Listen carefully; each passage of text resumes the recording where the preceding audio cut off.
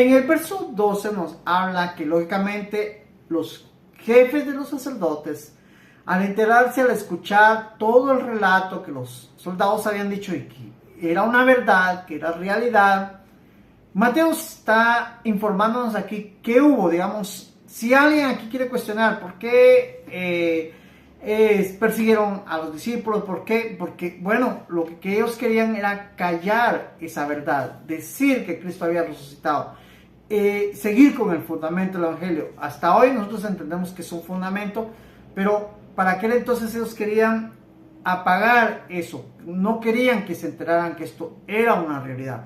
Entonces dice que estos jefes fueron a hablar con los ancianos. El objetivo era para ponerse de acuerdo y qué iban a hacer ellos, digamos, cuál era la... Entonces dice que ellos le dieron mucho dinero a los soldados, digamos, una forma de callar. Y acuérdense que ellos son romanos, entonces ellos, en cuanto a la revelación de Dios, bueno, tal vez tienen algún relato no tan exacto, no tan claro, porque si Israel teniendo un relato que iba a venir el Mesías, que iba a venir el Hijo de Dios y todo eso que se les reveló, no creyeron. Ahora imagínense unos romanos que tenían, o probablemente a veces tenían la misma información, pero al parecer, por la misma incredulidad, digamos, por la misma razón que ellos estaban, que eran soldados, digamos, ellos no veían esto como algo beneficioso, sino que realmente lo que ellos veían más beneficioso era el dinero. Entonces, lógicamente, pues, la forma de poderlos callar, la forma era de sobornarlos, y es lo que deciden los jefes y los ancianos hacer con ellos, porque el plan de ellos es que no, podríamos decir, era que no se prolongara el Evangelio, que el Evangelio no fuera continuamente anunciado como hasta ha llegado estos tiempos, pero no pudieron. Lógicamente es lo que también entendemos, y es importante entender esto, porque de cierta manera quisieron callar algo que lógicamente, gracias a Dios, no se cayó, sino que realmente se logró y hoy ha llegado a nuestras vidas. Y eso también debe ser una motivación para orar, para darle gracias a Dios, porque nos ha hecho partícipes de algo que de cierta manera se quiso detener a un principio, pero no se pudo, porque lógicamente todo esto también estaba en los planes del Señor que llegara a nosotros. En el verso 13 también encontramos el relato de Mateo diciéndonos que los jefes, aparte de darles dinero, les dicen qué deben de decir a la gente, digamos, para que no le crean que Cristo había resucitado, para contrarrestar la resurrección de Cristo o el anuncio de la resurrección de Cristo. Entonces dice que les dice que ellos debían de decir que en la noche los discípulos de Jesús llegaron y robaron el cuerpo. Entonces, que no era en realidad la resurrección, sino que se habían robado el cuerpo. Era una forma, podríamos decir, aparte, lógicamente era creíble, porque eran los soldados que estaban cuidando el sepulcro. Y bueno, también era dudable, porque ellos no pudieron hacer nada, no pudieron evitar. ¿Qué pasó? Entonces, bueno, ahí de cierta manera ya era decisión de quien oyera la noticia, si dudaba o de cierta manera creía lo que ellos estaban diciendo. Pero bueno, eso es algo que necesitamos comprender para que nosotros entendamos cuando lo importante que es hoy en día el fundamento de la resurrección, y que de cierta manera se quiso detener, pero no se pudo, a pesar del testimonio, a pesar del dinero que ellos recibieron, no se pudo contener este fundamento que es esencial en el Evangelio, y que lógicamente un día también nosotros experimentaremos según el poder de Dios en nosotros. Si ya estamos muertos, cuando Él venga, experimentar la resurrección, y gloria a Dios por recuperar nuevamente la vida física, solo que en otro cuerpo, pero es lo que también un día nosotros podremos disfrutar con Cristo. En el verso 14, Mateo nos relata la preocupación de los soldados, porque dice que le dicen a ellos, y si el gobernador, recuérdense que ellos son los soldados de Pilato, y dicen, y si el gobernador, que se referían a Pilato, se entera, dice que ¿qué va a pasar? Como que ellos de cierta manera pues iban a ser cuestionados. El gobernador podía cuestionarlos o ver que ellos estaban mintiendo, pero los ancianos y los jefes les dicen, no se preocupen, nosotros convenceremos al gobernador y ustedes les evitaremos dificultades. Como dice, ustedes no van a hablar nuevamente, ustedes no se preocupen, acá de eso nos encargamos nosotros. Como que dice, estaban tratando de llenar todos los puntos para que no hubiese problema en que ellos dieran un testimonio falso, lógicamente motivado con dinero, para que entonces no creyeran sobre todos los sucesos que ya conocemos. En el verso 15 dice que los soldados recibieron el dinero e hicieron todo lo que se les había dicho. Y esta es la explicación que hasta el día de hoy, dice Mateo, el día de hoy que él estaba escribiendo, años después, lógicamente, que circulaba entre los judíos. Digamos, la mayoría de judíos creyeron a los soldados, los cuales decían una mentira porque habían recibido soborno. La mayoría de judíos decidieron, como les dije, era dudable y era creíble, pero decidieron creer sin dudar. Y lógicamente para el tiempo en que Mateo está escribiendo el Evangelio, hasta ese tiempo seguían creyendo. Los discípulos se robaron el cuerpo y después andaban diciendo que había resucitado. Esa fue en sí la determinación de ellos de creer sin dudar, aunque espero que hayan existido personas, primeramente Dios, que dudaron y por ello también se convirtieron al Evangelio, y el Evangelio sucesivamente fue progresando en los que debían progresar, y lógicamente no progresó donde no debía progresar porque creyeron la mentira que les dieron a conocer sin saber a detalle lo que había pasado. Pero como lógicamente Mateo investigó, se dio la tarea de hacer todo ello, es por ello que nos escribe por qué, y para que nosotros también entendamos por qué Israel no creyó en la resurrección de Cristo y por qué no creyó en Cristo, sino lo toma como un profeta hasta la fecha de hoy. Así pues, los 11 discípulos se fueron a Galilea, al cerro que Jesús les había indicado. Y cuando vieron a Jesús, lo adoraron, aunque algunos dudaban. Jesús se acercó a ellos y les dijo: Dios me ha dado toda autoridad en el cielo y en la tierra. Vayan pues a las gentes de todas las naciones y háganlas mis discípulos. Bautícenlas en el nombre del Padre, del Hijo y del Espíritu Santo, y enséñenles a obedecer todo lo que les he mandado a ustedes. Por mi parte, yo estaré con ustedes todos los días hasta el fin del mundo. En el verso 16 encontramos otro subtítulo, el cual dice: el encargo de Jesús a sus discípulos. Como quien dice, el punto por el cual el Señor les dijo a ellos que fueran a Galilea era una reunión donde Cristo le iba a dar encargos a ellos, encargos que ellos necesitaban comprender y lógicamente también entendieran por qué fueron discipulados, por qué fueron preparados, por qué vivieron lo que vivieron, por qué entendieron lo que entendieron y por qué debían proseguir en el anuncio del Evangelio. Así que en el verso 16 encontramos que así los 11 discípulos, acuérdense que aquí ya no va Judas, se fueron a Galilea al cerro que Jesús les había indicado. Como que dice, ya les había asignado, les dio indicaciones claras, precisas, concisas a los lugares donde ellos necesitaban movilizarse. Entonces, pues, ¿qué les quedaba? Atender la voz de su maestro, atender la voz del unigénito Hijo de Dios, el cual, pues, lógicamente le iba a dar ciertos encargos que ellos necesitaban comprender para progresar el Evangelio. Y desde ese entonces, pues, los entendemos, el Evangelio progresó y hoy es una realidad en nosotros.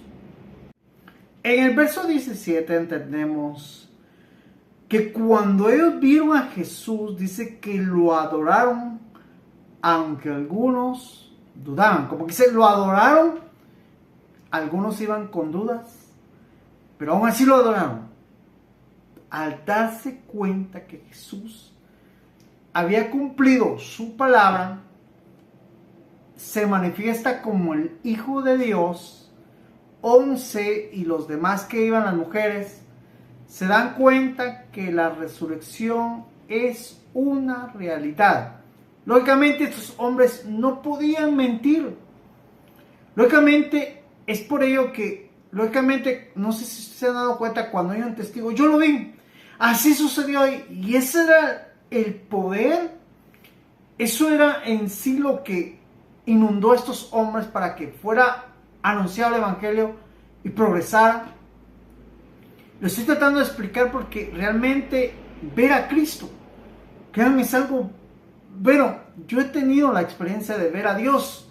Lo describo así, aunque sé que es Cristo, porque, digamos, Dios Padre se glorificó en Cristo, Espíritu se glorificó en Cristo, digamos, el punto céntrico de la revelación de Dios hoy es Cristo. Y créanme, lo he percibido, lo he visto, son escenas donde lógicamente me ha impactado. Sé que es una realidad, digamos, no ha sido mi imaginación, porque digamos, los sucesos que a mí me han acontecido es cuando ni yo me los espero, ni no los estoy buscando. Créanme, cuando yo vine al evangelio conocí a muchas personas. Miren, yo me metí a ayunos, o yo estuve tantos días de oración, o yo fui a un retiro, y yo tuve una experiencia. No, en mi caso, no. Digamos, bueno, cuando yo entendí que Cristo quería tratar conmigo, lo primero que hice fue ir a una vigilia, tratando, y ahí es donde escuché muchos testimonios. Entonces decía, bueno, entonces me voy a tener que meter para que Él me explique todo esto, ¿eh? Pero no fue así. Digamos, la experiencia en mi corazón, en mi ser, es totalmente diferente. Pues a mí se me ha revelado sin ayuno, se me ha revelado sin oración, digamos, Él ha querido, Él me ha hablado, Él me ha dicho cosas, y sin que yo dijera, bueno, Señor, ahorita vamos a estar ayuno para que te manifiestes. No ha sido así. Pero estoy tratando de dar a conocer por qué ellos lo adoraron. Lógicamente habían unos que dudaban. Créanme, mi experiencia cuando yo empecé a experimentar con Dios, realmente fue algo que a mí, en mi caso, era una persona que mucho dudaba, era una persona muy insegura en ese entonces, máxime con los asuntos de Dios, porque eran experiencias muy diferentes. Por ejemplo, yo me acuerdo cuando, bueno, yo le he contado muchas veces en esto, que un varón, en vez de apoyarme, pues lógicamente me votó espiritualmente. Pero yo me acuerdo que antes que yo fuera restaurado, digamos, antes que yo volviera a tomar el impulso de seguir predicando, de seguir buscando, de seguir hablando de Dios, antes que yo sintiera esa fuerza, espiritualmente, cuando estábamos orando en un cuarto donde lo estaban haciendo y habían varias personas, yo me vi en un lugar oscuro totalmente. Digamos, yo estaba ahí en medio de esa oscuridad terrible, pero cuando yo vi la oscuridad, eran como remolinos que me rodeaban. Digamos, estaba rodeado de remolinos, digamos, no había espacio como para que uno dijera, voy a pasar por aquí, en medio entre estos remolinos. No había. Yo estaba ahí en todo esto. ¿Y qué significaba todo esto? Yo después lo entendía, en ese entonces no lo entendí. Significaba que yo estaba como atormentado, porque yo no hallaba si creerle a Dios o no creerle, aunque ya me habían dicho que veían a Dios atrás de mí, ya me habían dicho que Dios estaba conmigo, pero yo estaba así como que, es cierto, es verdad. Entonces Él mismo me permite a mí verlo, y yo veo cómo Él pasa esos remolinos como que no eran nada. Así, digamos, eso a mí me tenía temeroso, me tenía dudoso, y Él los pasa como que fueran un papel, y yo me quedo así, y me dice, ven, y yo sí, ven, pasemos esto, y yo, bueno, le di la mano, me tomó la mano, y me pasó, y cuando vi estaba afuera, en un lugar tranquilo, y créeme, en ese momento a mí me entró una paz, me entró una tranquilidad, me entregó una seguridad. Yo dije, si Él pasa eso que yo no podía pasar, eso que me atormentan, lo pasa como que fuera un papelito así. Eso es Dios, esto es Cristo. Entonces ahí empecé a confiar, empecé a creer, y sucesivamente otras experiencias. Créanme, hoy en día las cuento así, créanme, mis ojos se llenan de lágrimas, porque es algo que Es una experiencia que me ha comido. Digamos, yo no necesito que alguien me venga a decir, miren, yo vi a Dios. No, yo lo he visto. Es una realidad. Entonces, sé quién es Él. He entendido, he caminado con Él. He hablado con Él. Entonces, esto realmente entiendo el impulso que hoy en día me mueve a hacerlo, a predicarlo, a anunciarlo, a enseñarlo, a cantarlo, porque realmente esto es algo que deberían de conocer todas las personas y entender lo que realmente Él representa para nosotros. En el verso 18 dice, Jesús se acercó a ellos y les dijo, Dios me ha dado toda autoridad en el cielo y en la tierra. Aquí faltó, y debajo de la tierra. Digamos, Cristo tiene, digamos, es cierto, Él denomina a Satanás como el príncipe del mundo. Digamos, Satanás tiene un título, tiene un trabajo, Él es el príncipe del mundo. Pero está bajo el dominio de Dios, de Cristo. A Cristo le dieron todo el dominio sobre todo. Y como Él tiene el dominio sobre Satanás, lógicamente tiene el dominio sobre todo demonio, príncipe, potestad, gobernador, todo lo que pueda existir, lo que entendamos. Al final son servidores de Satanás, son aliados de Satanás, con la misma crueldad, con la misma maldad, con el mismo deseo, no cambia. Entonces, sobre todos esos seres, Cristo tiene autoridad. Sobre toda la tierra, gobierno, quien sea, armas nucleares, Rusia, que sea, Cristo tiene la autoridad. Sobre el cielo, Él tiene la autoridad. Como que dice, el Padre le delegó a Él y Él es lo supremo en el cielo. Tenemos que entender que esto es una realidad. ¿Para qué? Para vencer nuestros miedos. Por ejemplo, yo era una persona muy miedosa, créanme. Yo me acuerdo que cuando era pequeño me contaban que algún vecino o alguien, créanme, yo pasaba noches donde no podía dormir.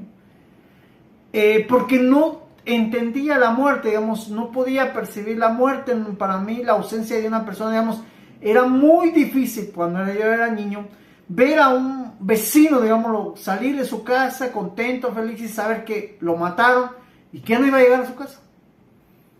Para mí, entonces, sucesivamente el miedo se fue alimentando. Y créanme, cuando Satanás me conocía y entendía que yo era un miedoso, ¿qué creen ustedes? Me quiso intimidar, me quiso meter miedo. Pero como Dios todo lo sabe, ¿qué fue el método que Dios utilizó?